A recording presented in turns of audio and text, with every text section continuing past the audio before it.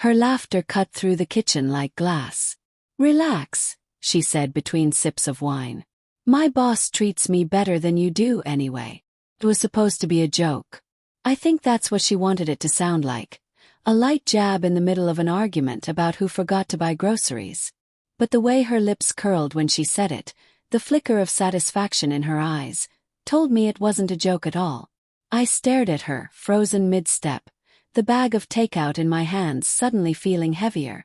"What's that supposed to mean?" She rolled her eyes. "God, don't start. It's just a joke." "Doesn't sound like one." He smiled small, sharp. "Maybe because it's true." That was the first crack. The kind of line that stays with you, replaying over and over when the house is quiet, when she's working late, when you can't tell if you're paranoid or perceptive. For the next few weeks, I noticed little things. Her phone glued to her hand, turned face down on the counter. Late-night texts disguised as project updates. The way she suddenly started dressing sharper, spending extra time on her hair. Her perfume lingering long after she left. I asked once if she was seeing someone. She laughed, brushed my cheek with her hand and said, "You really have to stop being so insecure." That word, insecure, it's how cheaters make you question your own reality. So I tried to let it go. I told myself she was right. She'd earned her promotion, she was under pressure. Her new boss probably just appreciated her hard work.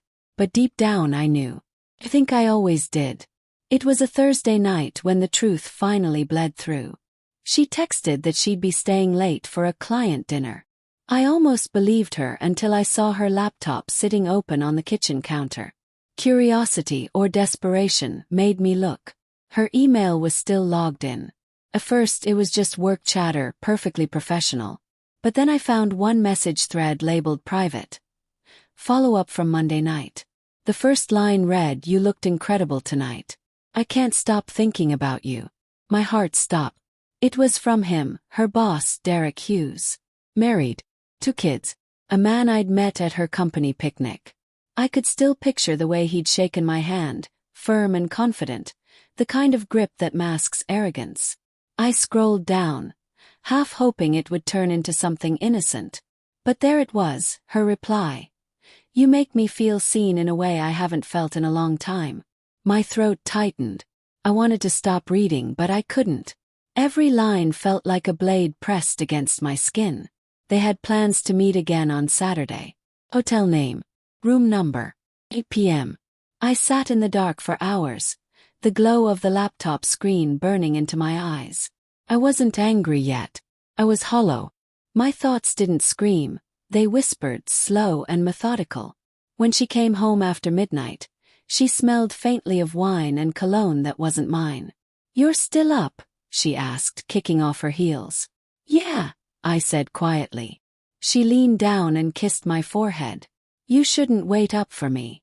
It's sweet, but I'm fine." I nodded, forcing a smile. "I know you are." The next day I started planning. I didn't want revenge. Not at first. I just wanted the truth. So I followed her Saturday night.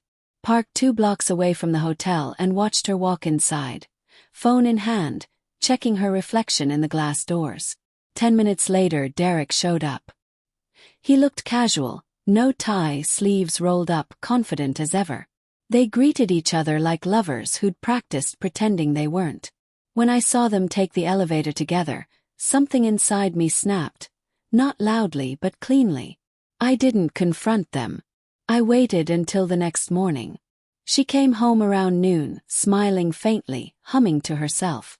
"You're up early," she said, pouring coffee like nothing was wrong. I watched her quietly before asking, "How was your meeting?" She froze. "What?" "The one with your boss. The one at the hotel."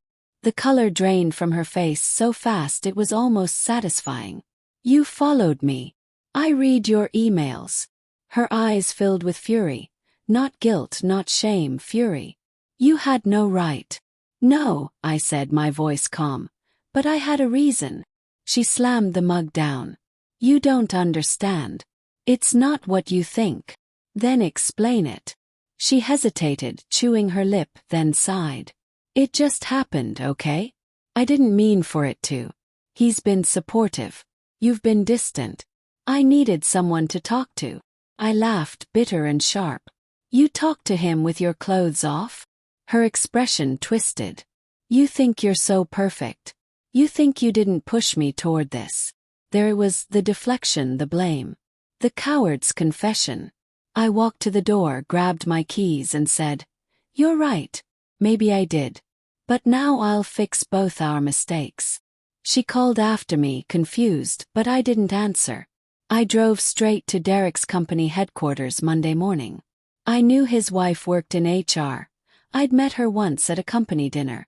She was kind, attentive, the kind of woman who noticed details.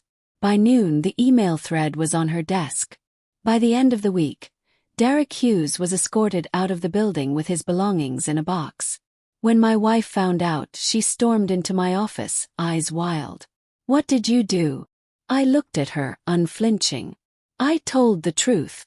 "You ruined his career," she shouted. "No," I said quietly. "You did that." She stared at me, shaking, her voice breaking into a whisper. "You wanted to punish me." I hesitated, meeting her eyes. "No. I wanted you to understand what it feels like to lose something you thought was secure."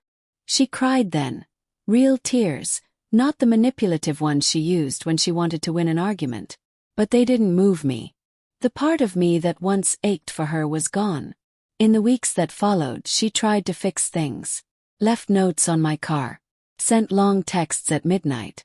"We can start over," she said once, standing on my doorstep, her voice trembling. "Please. Don't throw everything away." I looked at her and felt nothing but exhaustion. "You already did." She moved out soon after. Word spread about her affair, and friends we once shared stopped calling. Her reputation at work crumbled. She left the city within months.